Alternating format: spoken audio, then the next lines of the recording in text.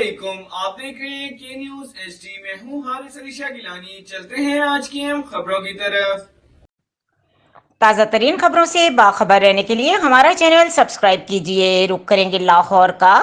मुबैना ज्यादती केस में हमारे पास कोई शिकायत कुनंदा नहीं, बच्चों को मिसगाइड किया जा रहा है। डीआईजी ऑपरेशंस लाहौर ने निजी कॉलेज में तालबा से मुबैना ज्यादती के वाक़े पर कहा है कि इस वाक़े पर हमारे पास कोई शिकायत कुनंदा नहीं है और बच्चों को मिसगाइड किया जा रहा है, जबकि हमने वीडियोस को मजीद तहकीक के लिए फॉरेंसिक टीम को दे दिया है जो तज्जिया करके रिपोर्ट देंगे।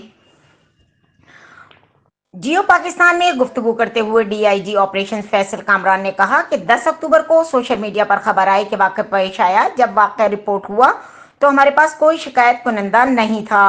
हफ्ते को कॉलेज इंतजामिया से रब्ता किया तो उन्होंने लाइलमी का इजहार किया और बताया कि जिस गार्ड का तस्करा किया जा रहा है वो छुट्टी पर था और ट्रेस करने पर पता चला कि वो सरगोदा चला गया था, मगर हम इसे पूछगछ के लिए लाए तो उसने लाइलमी का इजहार किया।